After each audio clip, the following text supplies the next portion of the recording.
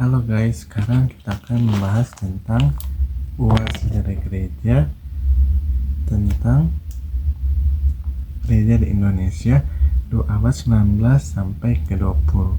Baik, kita masuk dalam pembahasan. Yang pertama, kejatuhan FOC dan deklarasi kolonial. Baik, kita masuk dalam pembahasan. Memasuki abad ke-19, peta politik Nusantara bergeser drastis seiringi kejatuhan French East Indies Company atau OFG. Pada tahun 1799, pengelolaan wilayah jajahan diambil alih secara langsung oleh kerajaan Belanda. Transisi kekuasaan ini mengubah polarisasi negara dengan agama. Jika FOC sebelumnya membatasi ruang gerak gereja demi menjaga keuntungan dagang, administrasi kolonial baru menerapkan sistem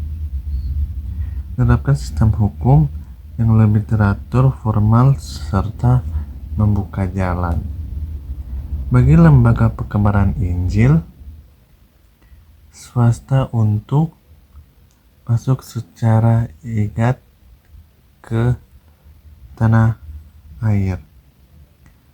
Pemerintah Hindia Belanda mulai menerapkan kebijakan yang melanggar izin masuknya perutusan Injil dari Eropa.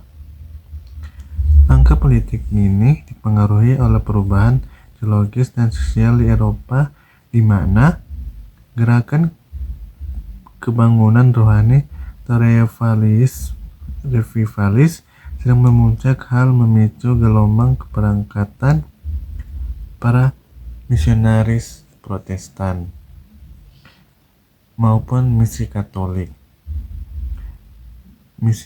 Roma yang bertekad membawa ajaran iman Kristen ke berbagai pelosok kepulauan Nusantara yang belum terjangkau. Meskipun terdapat pemisahan resmi antara urusan gereja dan negara, masyarakat pribumi seringkali menyampaikan kekuasaan kolonial Belanda dengan agama Kristen. Pemerintah kolonial memang kerap memfasilitasi kebutuhan logistik, keamanan, serta transportasi para misionaris demi mengamankan stabilitas dan kepatuhan administratif di wilayah ekspansif baru. Asosiatif ini menimbulkan prasangka politik yang cukup berat dari penguasa lokal pribumi terhadap gerakan sending. Gelombang pekabaran Injil Protestan abad 19 gerakan secara masif dan oleh baran sending raksasa seperti Netherlands, Zendeling atau NZG dari Belanda dan Rheinische Gesellschaft atau RMG dari Jerman. Badan-badan ini tidak hanya mendanai perjalanan masih, tetapi juga menerapkan pelatihan akademis ketat bagi para misionaris sebelum dikirim ke wilayah pelosok Nusantara, menjamin bahwa pelayanan dijalankan secara profesional dan terstruktur. Kegiatan penginjilan penyebaran secara sistematis dan meluas ke berbagai pulau atau RMG memusatkan pelayanan di Nusantara Utara atau Tanah Batak, sementara NSG bergerak aktif di wilayah Minahasa, Jawa, dan Maluku. Pembagian zonasi ini secara berlahan untuk basis jemaat Kristen yang sangat kokoh dan memiliki karakteristik sosial budaya yang unik di setiap daerah sesuai dengan watak lokal masyarakat yang mereka layani. Baru penerjemahan Alkitab dan bahasa daerah. Tragedi perkebaran yang paling berdampak besar adalah komitmen para misionaris untuk menguasai bahasa-bahasa lokal pribumi. Mereka dengan takut menerjemahkan Alkitab, menyusun katekismus, serta menulis lagu-lagu pujian ke dalam bahasa-bahasa daerah atau seperti bahasa Batak, Melayu, Jawa, dan Minahasa. Langkah ini membuat ajaran Kristen terasa dekat, akrab, dan mudah diresapi oleh pola pikir spiritual masyarakat setempat. Inkulturasi dan penghormatan adat.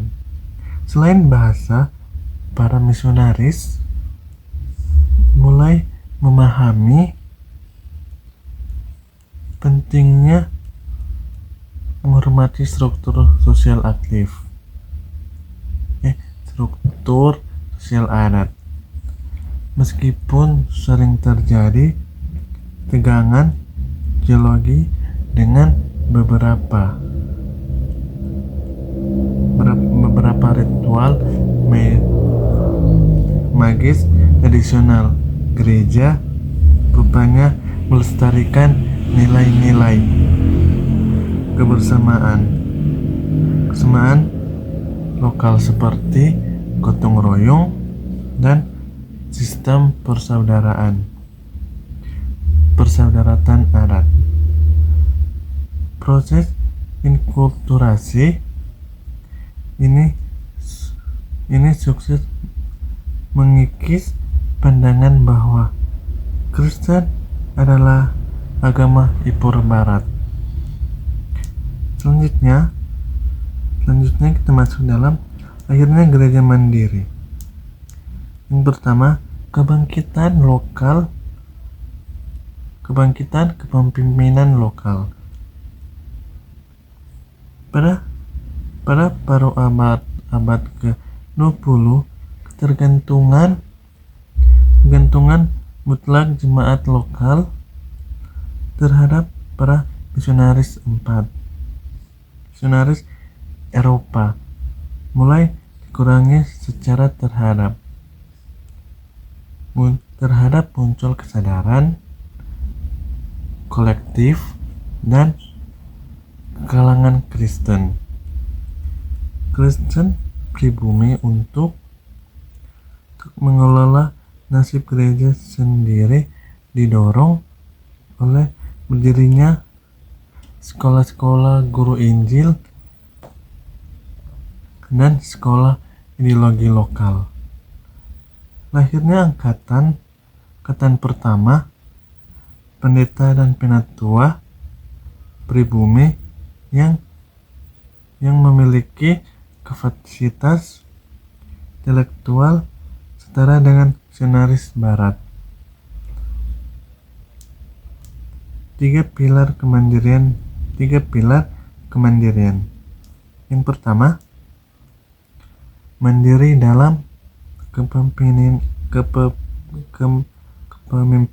atau self-governing. Kedaulatan penuh diraih ketika jemaat sanggup menyusun hukum tata gerejanya sendiri secara independen serta melantik keperguruan sinode bentukan sendiri tanpa memerlukan konfirmasi atau persetujuan dari Dewan Pengurusan Sending di Eropa. Yang kedua, mandiri dalam pembiayaan atau self-supporting. Gereja lokal melepaskan tergantungan dari bantuan keuangan luar negeri dengan membangun sistem kas mandiri melalui pengelolaan persepuluhan, sumbangan sukarela, kolekte, serta pendayagunaan aset-aset tanah dan pertanian. Tanah pertanian milik jemaat lokal secara reformasi profesional. Gereja lokal bertransformasi dari objek misi menjadi objek misi yang aktif dan bertanggung jawab. Penginjilan dan pengutusan pendeta dipikul secara berdawat oleh gereja lokal pribumi untuk menjangkau daerah baru di sekeliling mereka. Baru termasuk dalam pendidikan, kiprah pendidikan rakyat. Yang pertama, pemberantasan buta aksara nasional. Gereja-gereja abad 19-20 memandang bahwa pembebasan spiritual harus berjalan seiringi dengan percerdasan akal budi bersama sending. Didesain ratusan sekolah dasar rakyat atau full school, sekolah menengah hingga sekolah kejuruan, pertukangan, dan pertanian di berbagai wilayah. Mendamai pedalaman Nusantara, langkah taktis ini berhasil pemberantasan buta huruf serta masif dan melahirkan generasi baru pribumi yang berdidik. Baru, seminar dan sekolah guru Kristen untuk menopang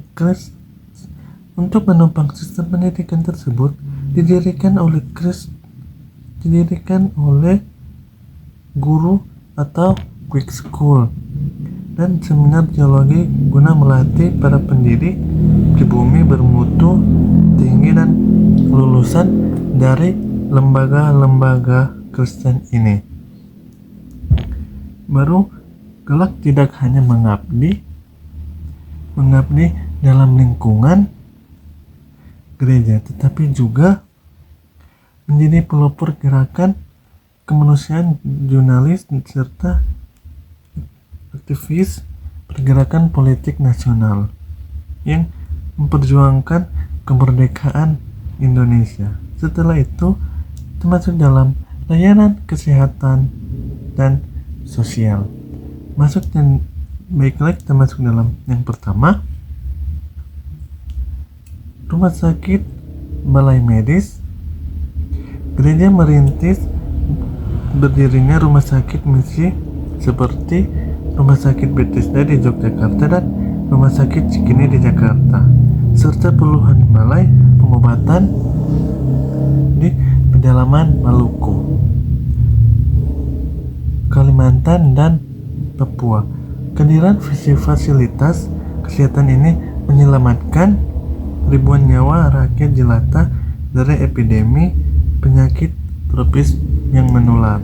Baiklah, termasuk dalam yang kedua, pemberdayaan ekonomi jemaat.